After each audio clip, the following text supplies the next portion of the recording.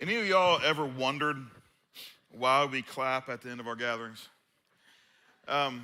If you're brand new with us, let me just give you a heads up. I'm going to talk for about an hour and a half, and when I'm done, I'm just kidding. We'll see, no promises. I'm going to talk for a few minutes, and then when we're done, our band's going to lead us in a song. We're going to take communion together. I'm going to come back out, and then I'm going to give you two specific things to think through that are very practical, and then I'm going to state our mission statement. I do it every Sunday. It's a reminder of this is what it's about. And at the end of that mission statement, for some crazy reason, I'm going to take my hands like this and put them together. And almost everyone else in here is going to do it except for those without rhythm. They're going to be a little behind. And it's all right. It's okay, though. It's all right. Now, here's the thing. It wasn't always supposed to be that way. And honestly, I'm taking partial responsibility, but some of the responsibility lies on those of you who are sitting here. Well, actually not sitting here, sitting at Noonan High School. So when we first launched Foundation back in 2018, we launched weekly gatherings in January of that 2018. We would gather our entire team of volunteers that were serving that morning in one little lobby, about the size of that lobby we have right out there. And we would gather together. At the time, it only took about 20 or 30 volunteers total for us to do everything we wanted to do on a Sunday morning. We had one gathering. It was at 10 a.m. at Noonan High School in the theater. And so we would gather everybody together at 9 o'clock. And I would share two things. I would say, hey, these are the two things that everyone needs to be able to answer a question about today. And I would walk through those two things. I would remind them of why we do gatherings on Sunday mornings. I would remind them of our mission statement. And then at the end, when we were done, chit-chatting back and forth, it was time for us then to go to where we were serving that day. Like people would go to Kids People and band would go there. It was time to go.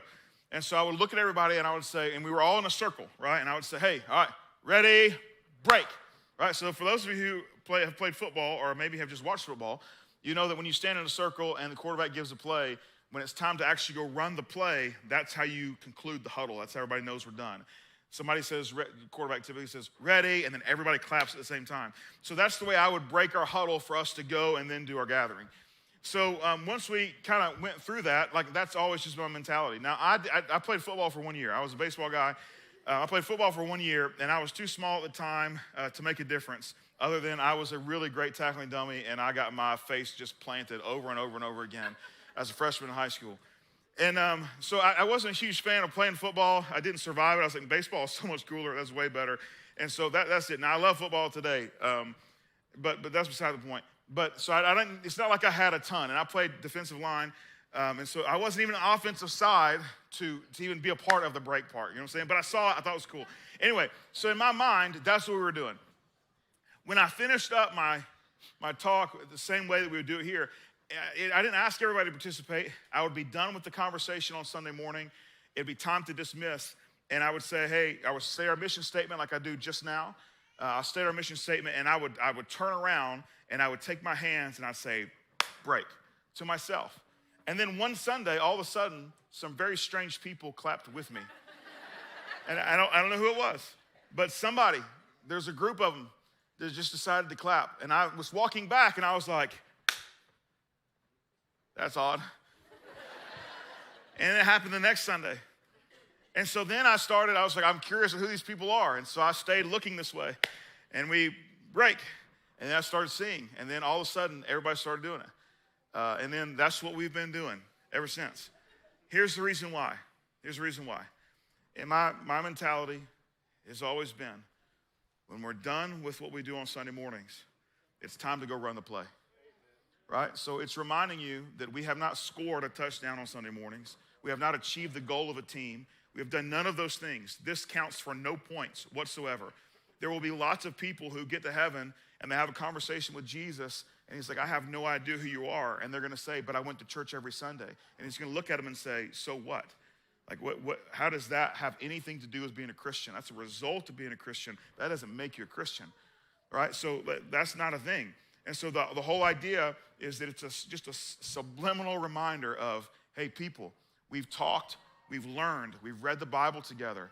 Now it's time for us to do something about it. And if you're doing something about it was attending a Sunday gathering, let me remind you, no, I just told you to play. Now we got to go do it, right? So when we think about it, that's what I hope comes to mind every single time. That way you don't have to, if you have friends that are asking, like, why do y'all clap at the end? Were y'all under hypnosis and Clint's waking you back up? No, it's not what's happening. We're just breaking the holy huddle, right? If that's what people want to say. We are breaking the huddle, and I'm telling everybody, go do something with what you now know to be true about Jesus. That's a big part of who we are.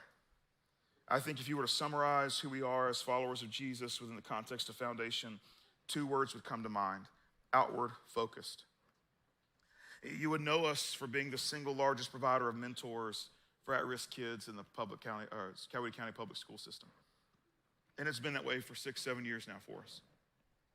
We believe that if there's going to be opportunities to mentor at-risk kids, why shouldn't it be followers of Jesus? And so we do that. It's a big part of what we do. We have a volunteer in the Coweta County school system every single day of the school year. Consistency matters. And so when we say, hey, this is what we want to do, we want to plug in, we want to make a difference in our public school system, then we invest there. We're a church planting church. We've resourced and come alongside 42 other church plants across the country. From as far west as San Diego and Seattle, all the way to the East Coast and the very bottom in Miami, and as far north on the East Coast as Boston, Arkansas, Texas, Oklahoma, Nevada, New Mexico, Iowa,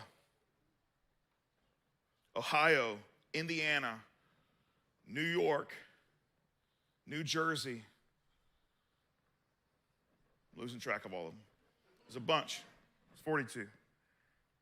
We're a simple church. We don't have a lot of valuable things. We don't. We just don't. We have a lot of really simple things. We have one valuable thing. One single, solitary, valuable thing. And it's that screen right there. That's it. That's it. That's the only thing we've got that's like, man, if this breaks, we might be in trouble. Everything else, it is like economy grade, right? It's like the base, there's not a lot of fancy things that we have, right? I mean, the carpet that you're sitting on, it is just piled up with stains from your coffee because you can't keep it upright, you know? When we pull these chairs up, there are stains everywhere. Everywhere. It doesn't bother me at all that you're irresponsible here and you're responsible at your own house. It doesn't bother me. It doesn't. Because it's just carpet squares. And at the end of the day, you know what? We can pull up that carpet square and put another one down. And the carpet squares are like, I don't know, 89 cents or something like that a piece. Like, it's not a big deal. And honestly, the concrete that's underneath them, it's been here for like 75 years. You can't hurt it, you know? Bring your best coffee game. It's fine. And even if it did stain it, it would kind of fit in. It would be fine. It would like, oh, that's a little brown tint to the concrete. That's cool.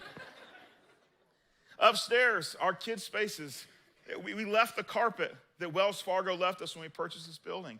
We changed the carpet where kids were on the ground. Other than that, we just left it. It doesn't match. It's gray and brown. The brown carpet cost another like $36,000 for us to replace all the carpet. We just decided, okay, well, if we got the extra money, we're going to do something else with it. Eventually we'll change it out. But right now, it's still, most of the stains upstairs are hidden in the brown carpet. So you can't really see it. It's fine. We don't have a lot of nice things. We're very simple in terms of our church. The kids will put a hole in the wall upstairs. They will put their foot straight through the drywall, and it's okay. It's not a big deal. We have to pull their foot out without them twisting their ankle. And then we have a list of guys who have said, hey, I'll patch some drywall. And we just call and say, hey, can you come do a patch job? And then they come and they patch the little size 1.5 foot out of it. And then we repaint it. And that's it. And we move on. And there's windows that are broken, right? And it is what it is. And now glass can be expensive. But honestly, it's nothing compared to what we would lose if we started being so aggravated about glass being broken. It just is what it is. Just value people more than property. And give people the freedom and make them feel at home that, hey, this space belongs to them as much as they want it to. We make it free for our community. If you do good in our community, we make it for free for you to use it for whatever. We have band concerts here and fundraisers for charity here and everything else. And the only thing they'll ever pay is a cleaning fee if it happens if it happens after our normally regularly scheduled cleaning that takes place in our building. If you do something on Friday night or Saturday, you got to pay for them to come back and clean it. But that's it.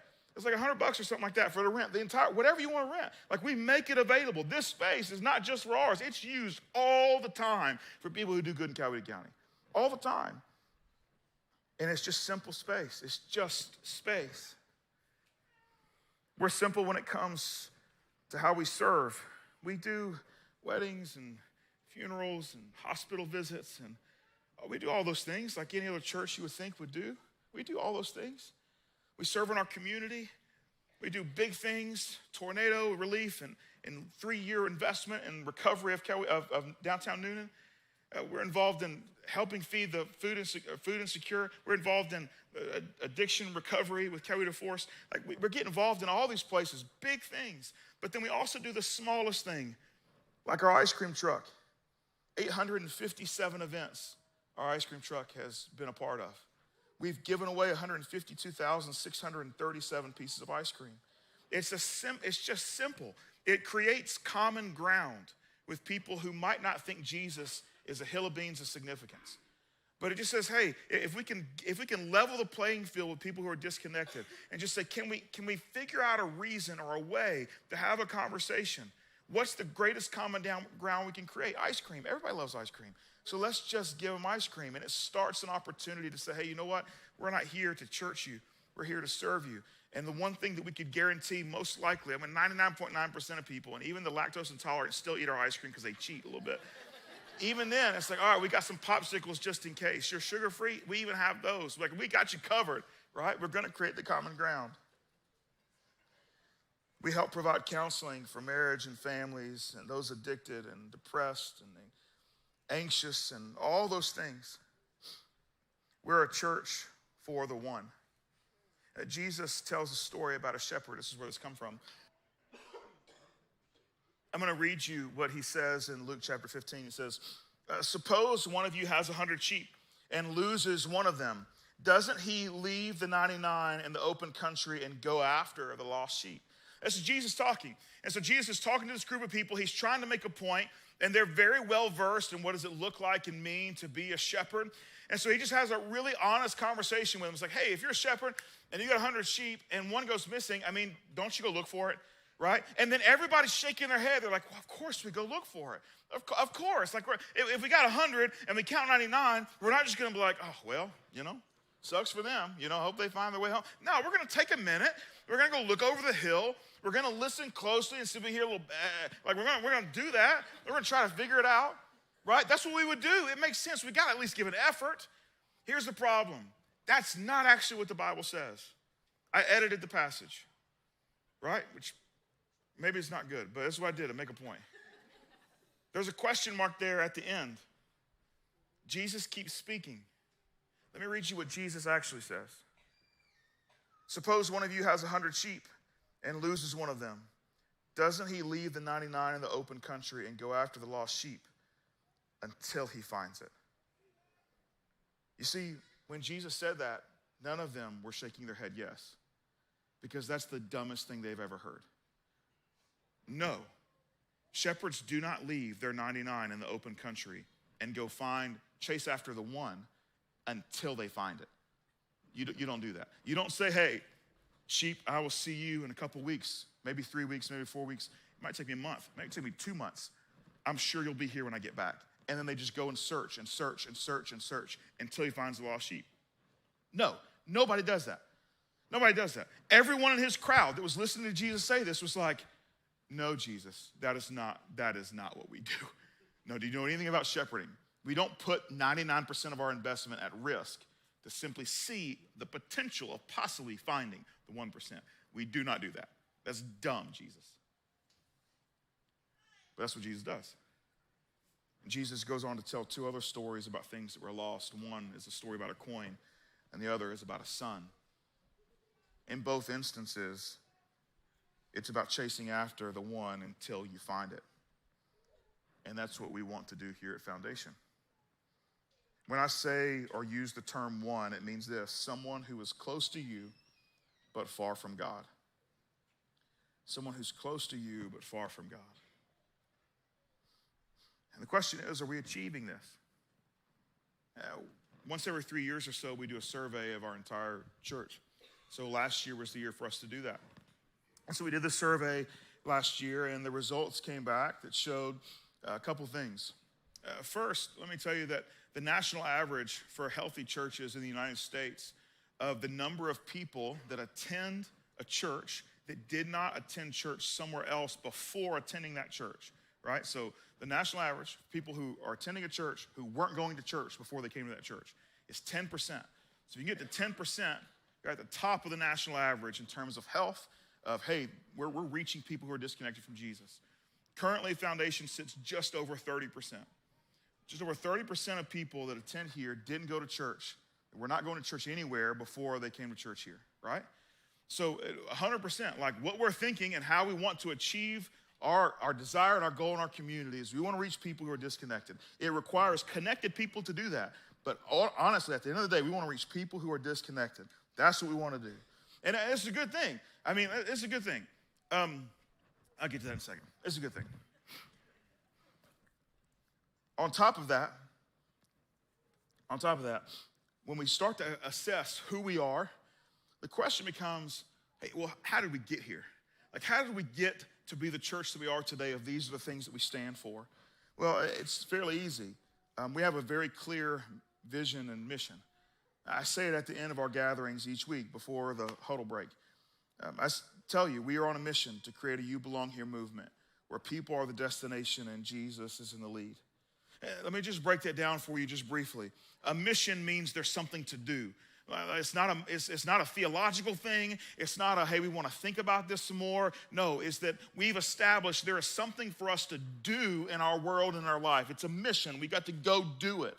A You Belong Here movement. It means that we've got to do a lot of heavy lifting, especially for those of you who are followers of Jesus, to create a space for someone who disagrees with you to actually sit in the same room with you. And I mean disagrees with you about anything. They might disagree with you that Jesus ever existed as a person. But we still want to make sure that they have space to maybe possibly discover and go on a journey of discovery to figure out, is that true? Is what I've been taught my whole life that Jesus is a farce, it was a fairy tale? Is that a reality? Or do I have a place that's safe for me to ask tough questions or hard questions or questions that maybe churches typically don't like people to ask? Do I have a place like that? And the answer for us should be yes. Bring your questions, the hardest questions you have, the questions that leaders at other churches told you we don't ask that question in church. Ask them all. You're welcome to ask them. We're not scared of your questions because at the end of the day, they're not our answers, they're God's answers. And if God doesn't give us an answer, well, then I might have to have a hard conversation that says, hey, I'm going to put this on my list, and you and I now have common ground because I don't know the answer either, but this is where we're at.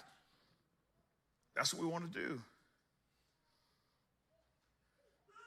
It's not only just a You Belong Here movement. People are our destination. People are our destination. That Sunday morning gatherings are never the point of our following Jesus.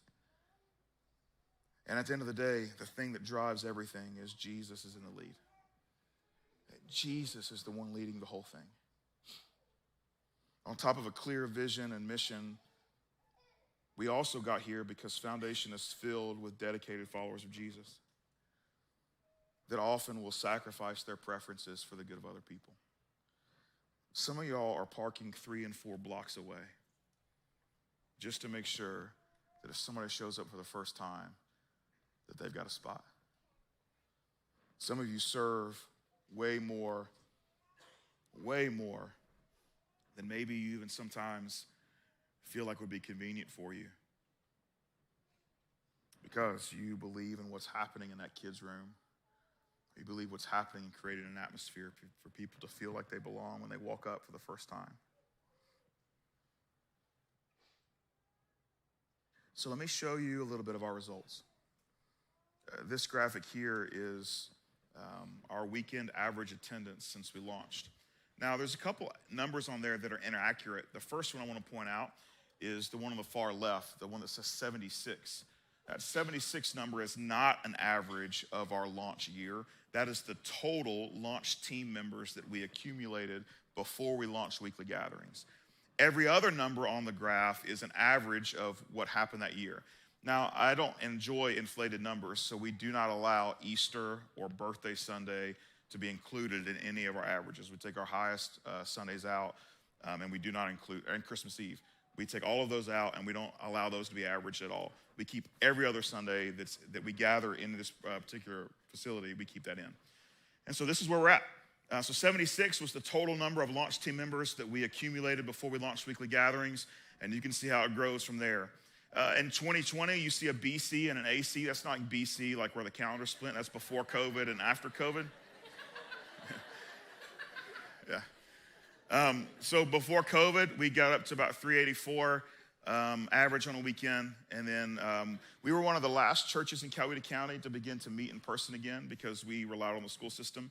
And they had some pretty strict regulations for when they would allow outside rentals. And so we had to sit and wait for them to pass that and finally say, hey, you can rent space again.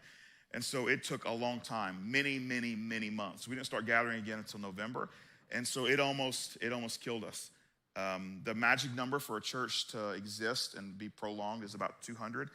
If you can't make it there in your first 5 years, the chances of you surviving as a church plant is pretty minimal. And so when we relaunched and we were at 192 for those gatherings, it was one of those things of like, this is scary. We had 2 gatherings when we relaunched, and so I remember vividly there was one Sunday I stood on stage, and I was just panicking, like just thinking through myself. I was like, I don't know, maybe I missed something. Maybe God is done with what we're doing. Maybe it was great for the first few years.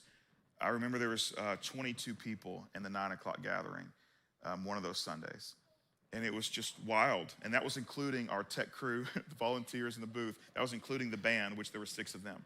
Right, so, and that's me, right? So that's included. Like, it was just like, and the auditorium was 750 seats. And there's 22 of us, 4 of them in a row, 1 of them on stage, and then the band down here. So I was preaching like 3 families, you know? The other number that's inaccurate is the last number, 670. This is our average from about 8 or 9 weeks ago, right at the end of the summer.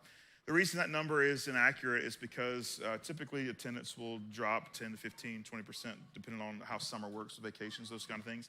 So we haven't had the back half. Just in the last 8 weeks, pretty much every Sunday we've had has been north of 700. By the time this year gets done, I would imagine our average will end up right around 700 to 720, somewhere in that neighborhood. And so it's a little low in terms of what you see, just because that's where the number was when we had these charts printed. When we asked on the survey, about from a year ago, we asked, hey, how many of you actually invite friends to church? Like, how is this growth taking place? The results were 86.2% of you had invited friends, and they actually showed up. 33.9% of you invited more than 4 friends to what we do here at Foundation. And when we asked the question, how did you hear about Foundation? These were your answers. 5.2% said Google. I met a couple this morning that I asked them, hey, how'd you hear? They said Google, so that's part of that. 0.6% said Instagram. 21% said other. I don't know what the other is. Someone at the 9 suggested chatty women noonan. What is it? Chatty noonan women? Yeah, I think that's probably it. Honestly, that's actually probably it. And I know I get screenshots. People will send me screenshots of people that will ask, hey, I'm looking for a church, this and other. And maybe when you see those posts on Facebook or chatty men or chatty women, you're thinking, oh, someone else will say Foundation. Let me just tell you, don't ever let that be it. You should say it. Now, let me preface this. We need to read the posting, right? So if someone's like, hey, I think we want to try church, we want to give church a shot, right? That's who we want to say, hey, you should give Foundation a shot. And then 1 million of you should do that. The people who are just pissed off at the other church and are looking for a new church, put someone else's church name down there, okay? Don't put Foundation. Just whatever other church you want in our community, send them there. Say, hey, that's what you should do.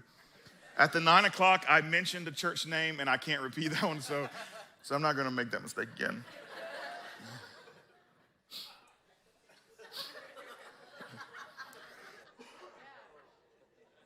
Yeah. 1.1% said they heard about us through the school system, 4.9% from the ice cream truck, 1.1% from a billboard, 8.6% from a community event, 6% from Facebook, and 51.4% said they heard about us because of a friend. We also asked a question in our survey last year.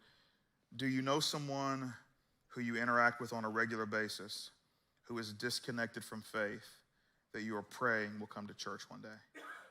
And 80.5% of you said yes.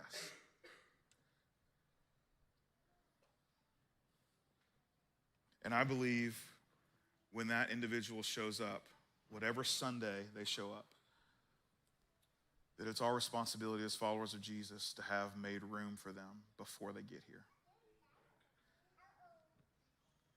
Now, at the 9, we're doing okay. The 9, there's some space. At the 11, there's not a lot of space.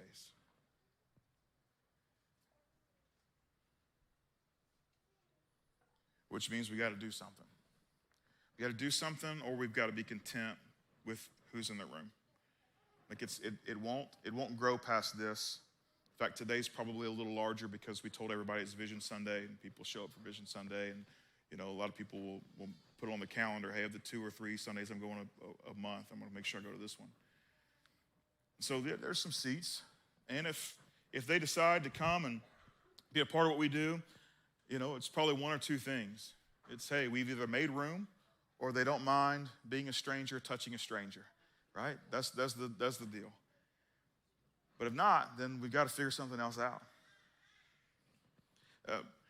When we launched Foundation, as I mentioned, we launched out of Noonan High School. It's a 750-seat auditorium. This picture here is from side stage right before I walked out to speak at our first Easter gathering. It looks like there's a lot of people in there. There were that day, but it was Easter. We had one gathering at the time, just 10 o'clock. This wasn't a typical Sunday. Usually there's a lot more space in there, but it was a big Sunday for Easter, right? And again, just one gathering. And we met there. It was built to have things happen on a stage and be projected out into the crowd. Huge high ceilings, great line of sight. There was not poles. Sorry, people behind the poles. There weren't poles obstructing views. It was built. Like everybody could see the whole stage. It was just built for gatherings. And we loved it. We grew there. Like it just went through the roof. It was like, man, this is so great. And then in March 2020, COVID hit. And so we had to go online only. And so we had an office space. Some of you who have been around Noonan for a while, you know that our office space was over off East Washington Street at the old Thrift Town. And we had the first 2 units, Studio A, Studio B, at Thrift Town when they remodeled it. And so in the front part, we had all of the tech stuff, and in the back part and B, our musicians, that's where they would, play and sing and do the live broadcast from. And that's where we did gatherings. We did online, and everybody jumped in. You can see Robin down on the bottom right. She's our Kids First director. She was running the camera. We did online kids content every single week. We tried to teach Jason, our community outreach pastor, how to ride a bike. It did not work. But that was part of one of the things we did in our online content creation. So that's what we were doing. And then eventually, when the school system did say, hey, you can come and meet back, we started COVID gatherings at Noonan High School. The problem is that there was a lot of restrictions on it. So a 750-seat auditorium, we were only allowed to have 108 people in that particular room. And that includes everybody. Now, the good news is like at first, it was like, oh, that's frustrating. But the good news is we didn't have 108 people for 2 gatherings to fit in there. Like our 192 people, that was total, including kids, for all of our gatherings together. So it just wasn't a thing. Space wasn't even an issue. Remember, there was one gathering. There was 22 people in the room at a 9 a.m. gathering. Like it was rough. It was rocky. But eventually, we started to gain some steam there with our 2 gatherings. Things started to go well. Things were picking up. It was like, we're going to survive. We started to grow again. And then the tornado hit. These images were taken that night. We had a family that lived across the street from the high school that lost their house. And so I got my truck, went ahead. This is about an hour after the tornado came through. And I drove up there. And after I checked on them, one of the principals from the high school came over and I said, hey, you want to walk the campus for me? I just need to survey some damage, take some pictures. I had a big old flashlight, and I was like, yeah, I'll go with you. And so we ducked under some power lines and went across the street and started to walk the campus, and I took a few of those images where it had just taken the roof off of most of our buildings, including the one that we gathered in. And so we were without a gathering space. The very next morning, we started to work on, hey, what's the solution? So we brought our ice cream truck, and we parked it in front of Noonan High School along with Chad Smith and the Mad Mexican. He took his food truck and we parked them right next to each other, and he emptied his fridge of all the tacos he had for free, and we emptied our fridges of all the ice cream that we had, and we just did the very best we could day one just to say, hey, I don't know what we're going to do. Like there's power lines everywhere. It was a mess. I mean, the tornado had just come through like 7.5 hours earlier, and we're just trying to say, hey, can we make people smile? Can we just say, hey, we don't know what we're going to do, but we're going to be here with you. In the middle of your neighborhood, we're going to do this. And I got a phone call from the principal that said, hey, we have people that want to donate stuff. Can we use your office space as a distribution center? And I was like, I got 1,500 square foot. I mean, yeah, but I don't know if that's not going to work. And so we have been having conversations with the people that own the Wells Fargo in downtown Noonan about possibly purchasing their facility, but it had gotten too expensive. And so we had pulled out of that and said, no, we're not going to be able to afford it. We're about $100,000 difference in what we could afford responsibly and what they were willing to sell it for. And so we told them, no, we're going to be done. So, but there was a vacant space. And so I called them back and said, hey, we're still out on purchasing the building, but it is vacant. I don't know if you've seen the news, but the building was right in the middle of a tornado path. Tornado jumped right over it. Like it hit the neighborhood in front of us. It jumped right over your facility and went to the neighborhood right behind it. Your building's fine. It's got power. There's nothing wrong with it, at least from the outside. I went and looked at it. Is there any chance we could use the open floor space as a distribution center in our city? And they said, yeah. And so the lawyers drew up some paperwork to clear them of any liability. We signed the paperwork, and we opened a distribution center in that Wells Fargo. That room probably feels or seems familiar because it's the room you were sitting in. I'm standing right where those teller booths are, that glass, about halfway down, and the first 3 rows are where the diapers were. After we did this, we then still had no place to meet. And so the principal at Ruth Hill Elementary School called us and said, hey, I know you're homeless. We've got space. It's really small, but you're welcome to use it if you want it. And my first reaction was like, that's way too small. I mean, it is teeny. But we didn't really have a choice. And so we said, thanks. We'll do the best we can. And it was slammed. It was a gym, but it actually wasn't a full-size gym. It was half a gym turned sideways, built in like the 70s. I mean, it's a teeny tiny little space. And we just packed, we slammed people in here. I don't know if the tornado just blew COVID right out of Coweta County, but all of a sudden it was like everybody's spaced out, 750 seats. And all of a sudden it was just wall to wall people, just trying to like figure it out. And we didn't have any other choices. Like if we want to gather, these are options.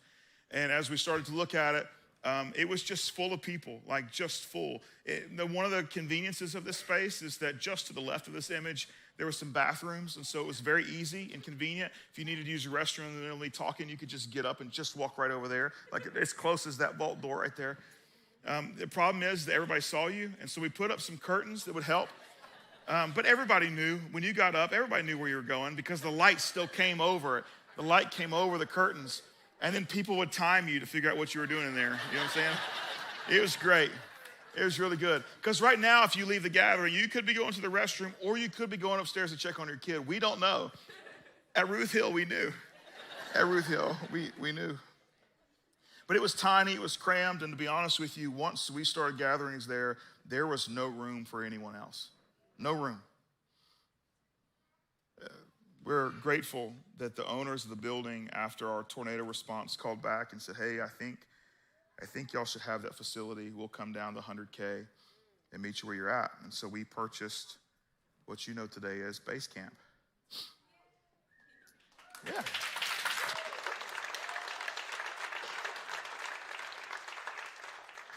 Obviously, we needed to turn what you saw in the diaper picture and the distribution center picture into what you see today, and so that required a good bit of demo. And so we had volunteers take out 164,000 pounds of demolition material, debris from this bottom floor, right out those back doors and put them into dumpsters. We did a thing called demo nights, which kind of sounds fun. It's not. It's not fun. It was nights during the month of July where we gathered volunteers from 6 to 9 o'clock throughout the weekdays, and we set up teams, and they came in and they would work one piece at a time, trying to clear more things out to get it to where we could actually build what you've experienced today as Base Camp. And it took forever.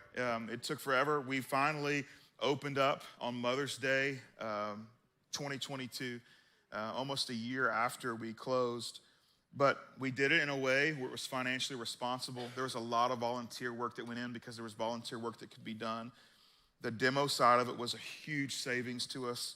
People getting dirty and ruining their clothes forever. It was great. Now, the thing with base camp is when we built it, it was supposed to seat 475 people. It doesn't seat 475, it seats 402 people. And the reason for that is because it was never supposed to be oriented this way. When we first started base camp, you were all supposed to be facing that way. And the wall over there that's got the vault door on it was supposed to be gone. And then behind this curtain, there's another vault that's even bigger than that one. And it was also supposed to be gone, and the stage was going to be down there, and then everybody else would fill in from here. We were going to originally come in from the traditional entrance of this building, which was Greenville Street. And so all of us would have come in through there, and we would have come in and it was dispersed and do that, and we could sit almost 100 more people, 73 more people, right, inside this auditorium, which would give us more time. If we could add 80 more or 75, 80 more chairs to this right now, it feels completely different than for those of you who are sitting on top of your neighbor, right? It's a game changer. But that's not the case. Our second engineer we had a conversation with came in to write a letter to make sure we could knock those walls down. And he said, absolutely, you cannot knock those walls down. They are structural, and you should avoid knocking them down unless you just want to knock the whole thing down. So that changed things. And so we went back to the drawing board, and this is what we came up with as the most efficient way for us to use the space that we have. And so we've got 402 seats that are here, which puts us where we are and why I'm here to talk to you this morning specifically about Vision Sunday and what's next. Because we have a decision to make, that we're either happy the way things are or we're going to make room. I think you already know where I stand on this. We've got to make room. But just because I think something and because I believe something means nothing unless we decide to do it together.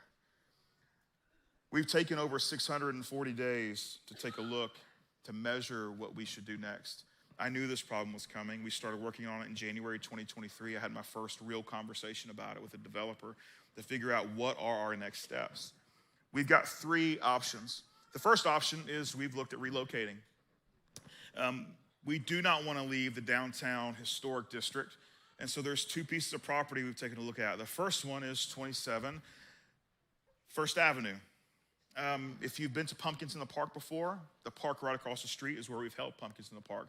Those warehouses that we've kind of gotten a contract to rent or to use for parking, it's been for sale. It's always for sale. It's been for sale since before we even launched here. And so it's got a lot of space. It's got over 100,000 square foot warehouse space. One warehouse in particular, the one on the far left, the big white rectangle, it's 38,000 square foot. It's plenty of space for us. We can move in and we would be set. Like it's one of the largest tracts of property still available for purchase in the downtown city proper area. The cost for us to purchase it is $5 million. And then to renovate it is about $2.5 million.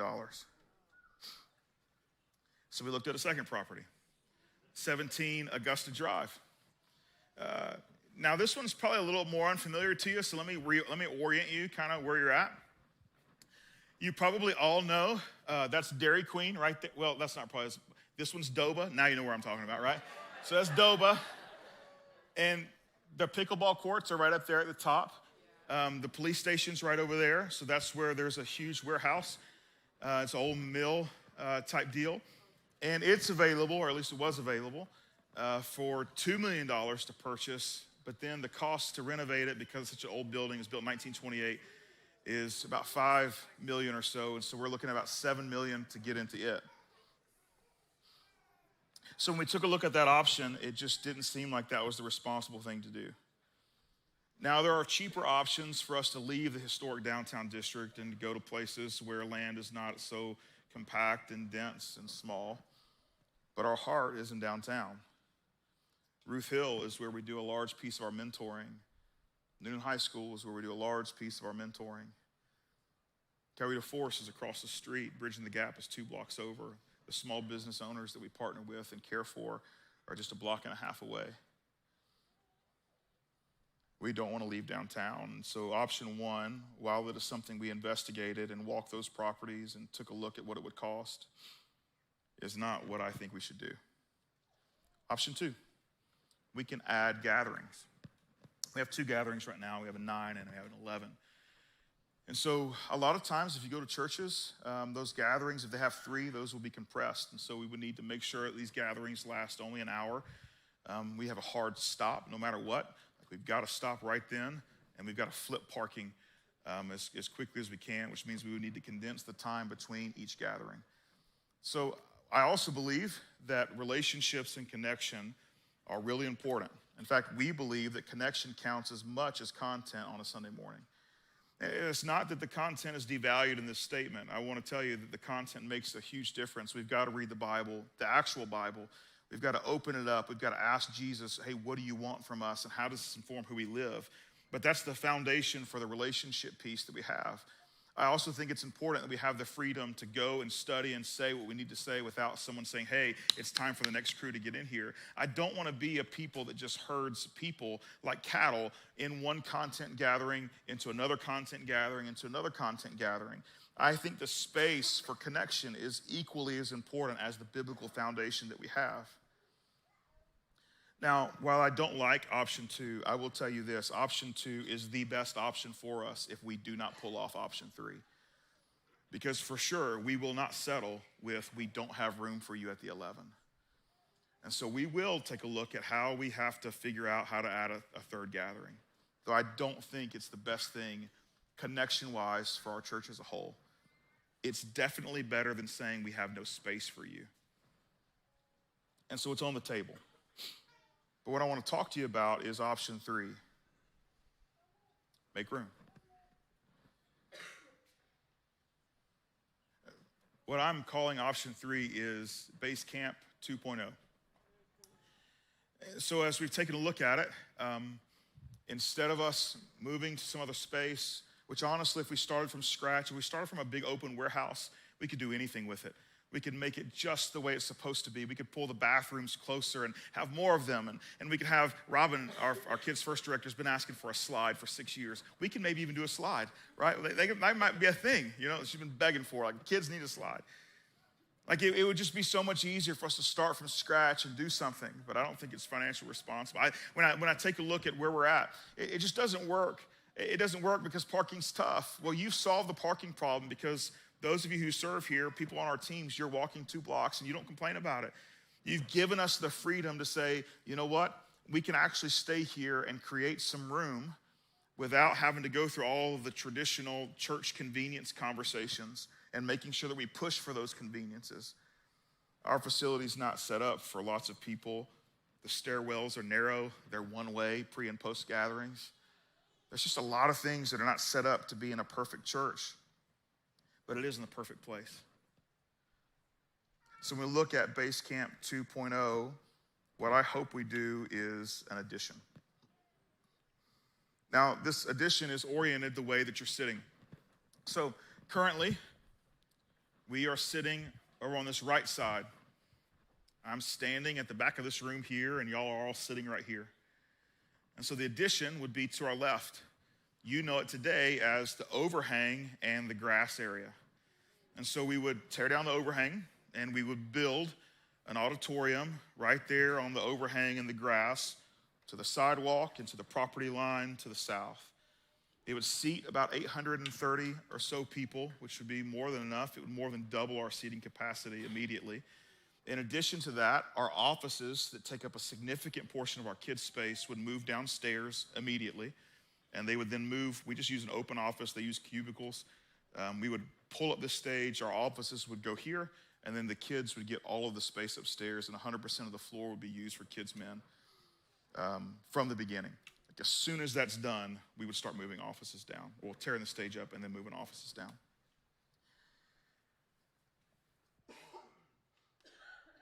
The grass space that's outside, I think, is really important. That grass gets moved from here to the entire length of Greenville Street to Perry Street on the front side, except for there's going to be a spot towards the end where the ice cream truck would have to pull in, like a concrete little place there. Other than that, it would be grass. I'm actually appreciative now they put up this fence because it allows kids to have a boundary left and right, so I think that's great. Thank you, Federal Building. What I thought was going to be our curse has now become our blessing.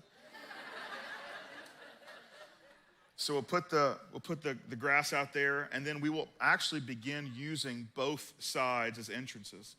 And so you'll be able to enter from Greenville Street now, which has typically been closed for us and fire emergency exit only. You'll be able to enter from there or from the Perry Street side.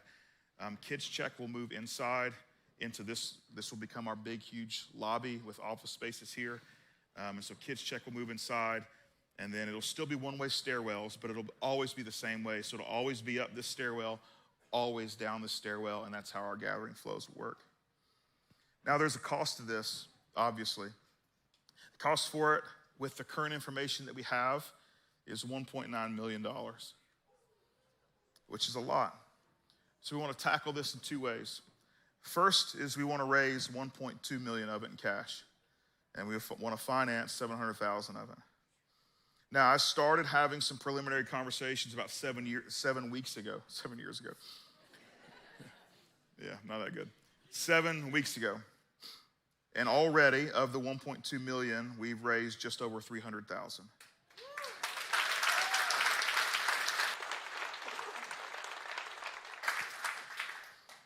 Which means that we have about 900,000 to go. And I think it's doable. But I'll be honest with you. We have data that shows it. We have personal interviews that show it. That one of the biggest issues for people who are disconnected from faith, coming and giving God a shot in a church gathering, is they show up and they think the church only wants me here because of my money. And so this is the hard part. If you're a part of our text messaging list, as I was praying through today, last night, I wanted to share with those of you who decided to be a part of that texting list. I just wanted to share with you, hey, there's some hope here, but it's also hard, and there's the reason it's hard. It's hard because I need to have a conversation with all of you, but the truth is that I already know there are people that are here for the first time. And my hope, when you hear me say this, for those of you here for the first time, is that please don't judge how we handle money based on today. Please wait and see how we do offering week in and week out for a few weeks, because it's not probably how you anticipate it. But I am having a very upfront conversation with everyone who calls Foundation home for a couple of reasons. First is about 51% of you give regularly, which means 49% of you don't. And for the first time ever in our history, I'm going to ask that you all give, that every single one of you give significantly. And I want you to do it for two reasons. First, because it's a project that I think we've got to make room for. The second, though, is I don't want to have conversations about money week in and week out in order to get this across the finish line. What I want is to talk about it one or two times over the next few weeks, and you to have some time to go back and say, hey, what can we do? Where can we have some faith? Where can we give sacrificially? And then for you to make a pledge to come through and to follow through on it, and not require me to have to bring this up 5 or 6 weeks, because every single time we do, there will be someone here for the first time that we just confirm what they already assumed about church. So I don't want to have those conversations a bunch of times. We looked into hiring a consulting firm to help us raise this kind of money. There's companies out there that do it. I had a conversation with one. They wanted to charge us $40,000 to do it. And it's a 6-month plan. It's a 6-month plan that helps roll things out and make things legible and make sure that it's clear. And at the end of the day, I just told them, I said, look, at the end of the day, here's the deal. Either I can tell our people this is what we need to do and we do it, or we don't. It really doesn't need to be more complicated than that. And so 6 weeks ago, I had some preliminary conversations. Those came to a close. We had a goal. We met the goal. And now I'm having a conversation that's very public with each of you. And my hope is that we just jump in. Let me show you how a group of us might achieve $900,000 that hadn't shown up. This is what's referred to as a giving pyramid. On the right are dollar amounts. On the left are the number of families or individuals that would have to give that particular amount for us to make $900,000. Now, when I first started the conversation 6 weeks ago, I had some conversations with some families. And when I had those conversations, this giving pyramid looked very different. There was 100,000 on it. There were 2 spots at 75,000. There was multiple spots at 50,000. And so there was higher pieces to it. And those families that I met with have all jumped in. Most of them have jumped in. 8 of them have already jumped in to take care of that $300K right off the bat. And so the giving pyramid doesn't reflect what it started with. This is what's left over. This is the $900K. Now, there's still really large numbers up there. And so what I'm asking you to do is I don't want you to pledge something that you can't do. Like that doesn't help me. Like it doesn't help anyone. It doesn't actually make room. A pledge doesn't make room for anything. Like it's got to be something that you can actually pull through and deliver on. But I do know that there are some of you here that probably can do more than what's up there. And there's some of you here that maybe it's like a stretch to even get to the smallest number that's up there. I'm not going to think any better of you or worse of you depending on what you do. It's not going to happen. I told all of those families that wrote really large checks over the last 6 weeks, it doesn't make you my favorite at all. If you were here for part 1 last week, you know our relationship with money. People who write large checks don't decide what's right and wrong. They simply are being obedient to this is what God's given me and I'm going to use it in a healthy, holy way to do something God wants. And that's it. It doesn't make you special. It just means that you're obedient with what you have. When we look in the Bible, we see that sometimes God gives 5 talents, 3 talents, 1 talent. We all get different things. It's what we do with it that matters. And so I would ask that you would take a look at making a pledge. When we talk about a pledge, it's from now until December 31st, 2025. So that you would give above what you typically would give on a regular basis for your offering, because that's got to stay the same in terms of our budget. But you would look at what can you give in addition to that towards the $900K that we want to raise. Once we have $360,000 cash in hand and over 85% pledged, we can break ground. I think it's possible for us to break ground mid-January and be done and in there on Vision Sunday next year. But it's up to whether or not we want to do this together or not. And obviously, when you look at that giving pyramid, it's not up there anymore, but when you look at that giving pyramid, when you look at it, those are just numbers that I put together to make math work. And I would really want every single person to take a look and say, hey, this is what we could do. Now, the truth is, it's going to take every single one of us to pull it off. And it's my hope that every single one of you would be willing to do something significant.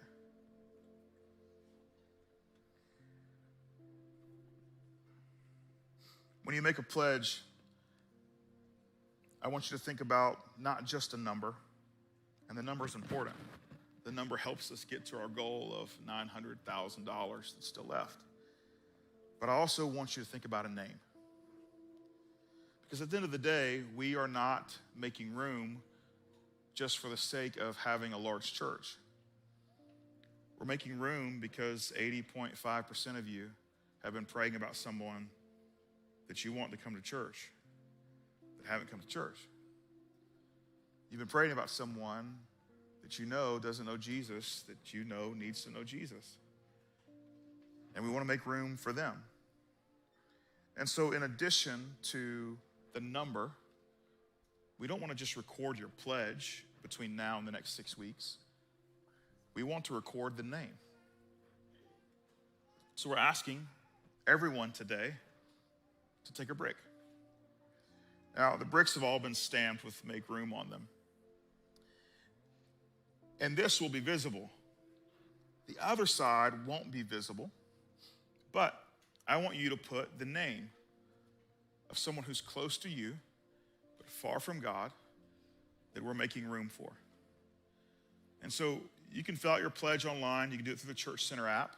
There's a QR code. It's easy to find the pledge thing. You put a number in there and say, hey, this is what I'm pledging to give between now and December 31st next year. It could be in small increments all at one time. It's up to you. So that the pledge part, I think, is pretty easy. The second piece, though, this one might take some thinking, which means you might not need to make a pledge today if you don't have a name to go on the brick. You might need to just take a brick home and think about whose name needs to go on the brick. Because again, we're not making room just for the sake of making room. We're making room for the names on the brick. And so you'll take a brick, and my request is that everyone takes a brick today, whether you're pledging today or not, that everyone would take a brick and you would take it home with you. And you would take some time to think about whose name goes on the brick. So when you come back, we have t-shirts for anybody who makes a pledge and hands in a brick. So you got to do both those things. You make a pledge, you hand in the brick, you get a t-shirt that says "make room" on it. It's not black, mine's black. Y'all's are a prettier color, it's fine. I want them to be black, but they overrode me, it's fine. They're green. But you'll write their name, whether it's first name or last name or just initials. It could be incognito, whatever you want to do. You just write whatever their name is on there. And then you turn it in. And we're going to take these bricks and we're going to use them in the construction of the new facility.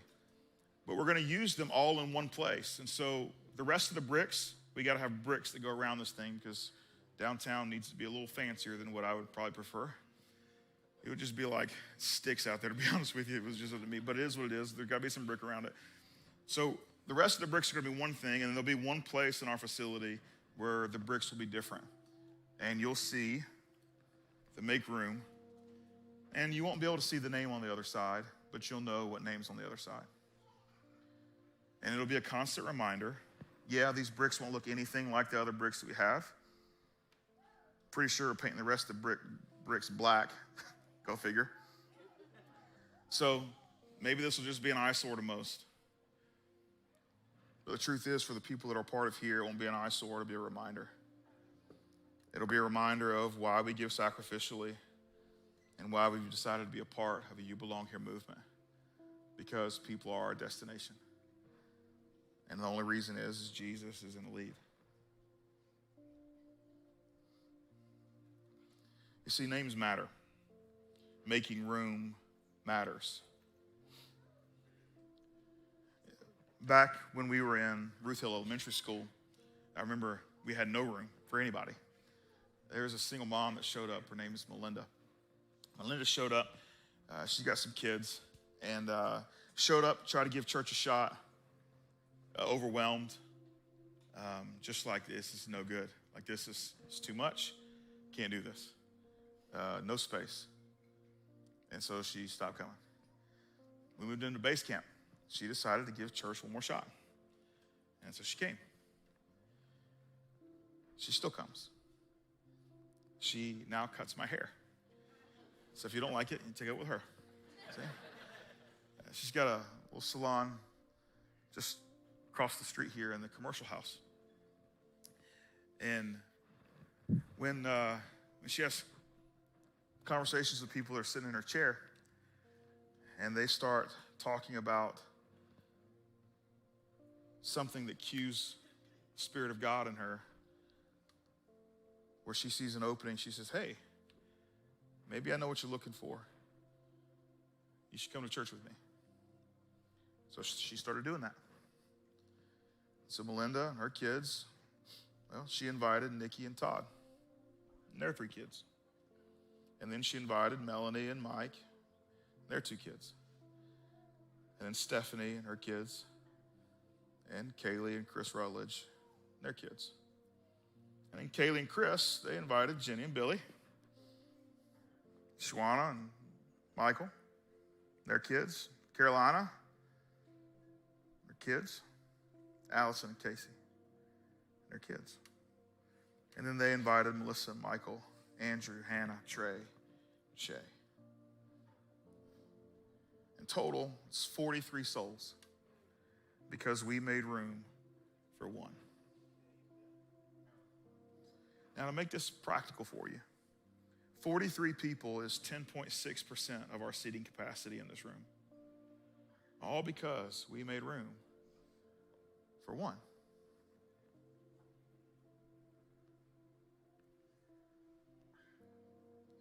$900,000 is a lot of money. And I've gone back and forth. If I had $900,000, what's the best way to use it? Feed hungry. Buy maybe 2 houses and put some homeless people in it. Is this the right thing to do? This has been the longest decision that we've ever had. I'm usually someone who makes decisions quickly. So sitting and walking through this now for 20 months has been really difficult because I do know that's a lot of money. So I tell you this. If we go forward with this, you better believe we better produce more than 2 houses for homeless people. And you better believe we better help feed the food insecure more than we're doing now. And if we can pull those things off, it's the better path. But if we just need more room because you need more elbow room to feel a little more comfortable on Sunday mornings, it's a waste. If your names on those bricks actually mean nothing to you and you just want a t-shirt with a pledge, it's a waste. And honestly, if you're making a pledge this morning just to get a t-shirt, that's dumb. Those are really expensive t-shirts if that's your deal. A t-shirt's just supposed to remind you. You put it on or see it in your closet, in your drawer. Yeah, I'm supposed to be about something bigger than myself. Because as of right now, you have a church that has room for you. But our church doesn't exist solely for the people that call this their church. Our church exists for you and for the people who are close to you but far from God. The people we need to make room for. So I would ask that every single one of you that calls Foundation home would do something sacrificial, and that we would do it quickly so we can move on with the week-to-week stuff that matters most. That we can knock this out and keep moving towards our mission. I don't want to do 6 months. I'll do 6 weeks. And then we either have it or we won't. And we'll go from there.